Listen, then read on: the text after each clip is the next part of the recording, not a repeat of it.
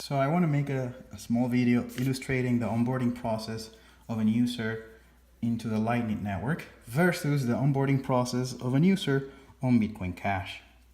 So let's say we have two users. We have Alice, who is a Lightning Network user. She has a wallet with Lightning Network, and she has, let's say, $2 worth of Bitcoin Core here. And she has a friend named Bob, who's a total noob, and she wants to tell him how awesome this Lightning Network is. Alice has previously opened up a channel with a hub, a Lightning Network hub, and she has about those $2 are there. So she needs Bob to connect to the Lightning Network through a path that will reach this hub, or she will most likely tell him to go to that hub. So for Bob to do that, he will need to have Bitcoin first. So step one will be that Bob will have to register in an exchange. He will have to register in an exchange. So he will have to provide his personal information to comply with KYC laws, know your customer laws, anti-money laundering laws that exchanges must have in order to let him withdraw Bitcoin. At least in the US, this is how it works. And if he's in the US, that's how he's going to get the money deposited and whatnot, his fiat, into the exchange. So maybe that's going to take a day or two for him to get confirmed. If he's lucky, the exchange can do it, but at least it's going to be an hour in the whole thing. Two, he's going to have to buy the Bitcoin and send Bitcoin to his Lightning Network compatible wallet. So Bob must, let's put as two, he must install wallet in his computer or phone. He has to have a little Lightning Network wallet. He has a wallet. Then he must buy the Bitcoin, but Bob needs to consider how much money he's gonna need to get that Bitcoin all the way from the exchange into the hub. He's gonna have to at least do 2 transactions on chain. So he will have to, let's say, buy about $32 worth of Bitcoin minimum. On the first step, he's going to move from the exchange to his wallet, all that money, and he's going to be charged $15 on fees to move those 32. So now this wallet will only have $17 worth of Bitcoin, all that to receive the $1 that she wants to send him. This takes time, and once that has been done, in the best case scenario 30 minutes, now he has to open up a channel with the hub or any other hub that is connected here. So he most likely will open the channel here on the same hub, and now he has to pay, yes, you guessed, another $15 worth of fees for the on-chain transaction. And now Bob will have, between him and the hub, $2 here.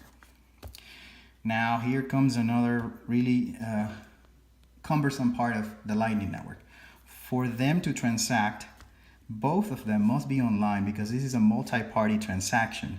So for them to establish a channel that has money that flows both ways, they both must sign at each step that changes the state of that channel, and then she can send him the $1. So if he's on a plane or if he's somewhere where he has no internet access, he is not encouraged to be receiving or sending money over the Lightning Network.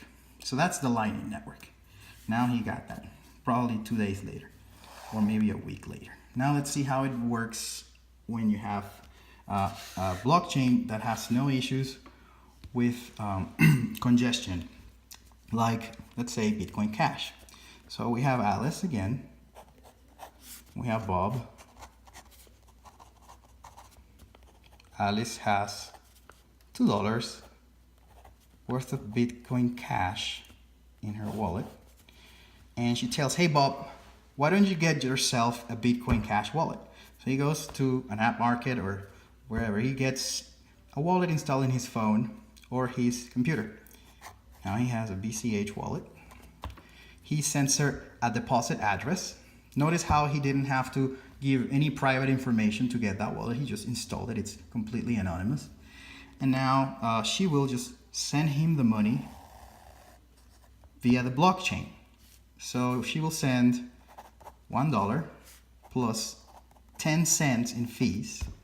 And Bob, he can be on a plane, he can be camping. This money goes directly to the blockchain, which is replicated. And when she sends this money, it gets broadcasted to every full node on the blockchain. And that means that if Bob is connected at that moment, he's going to see that he has $1 pending. He cannot spend that money because it's still pending to be written on the blockchain. And this is what we call the zero confirmation transaction. This is no longer the case here on Bitcoin Core, because since they have such small blocks that are smaller than what you can put in this disk, they came up with a crazy solution called replace by fee. So sometimes you send money and it gets stuck there forever because you didn't pay enough fees. So they implemented this little bit there that says that I can replace my transaction for another one that pays higher fees. So that kills ZeroConf here. You cannot trust ZeroConf here.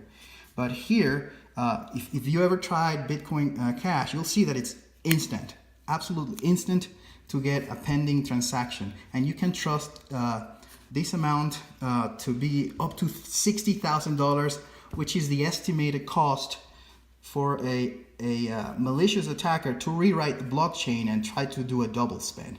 But for things like this, for buying things online less than $60,000, any merchant can truly trust what a ZeroConf transaction is, especially if they're running their own node. So Bob didn't have to register anywhere. He could be offline, and fees were absolutely ridiculous compared to the $15 fees. They were more expensive in December.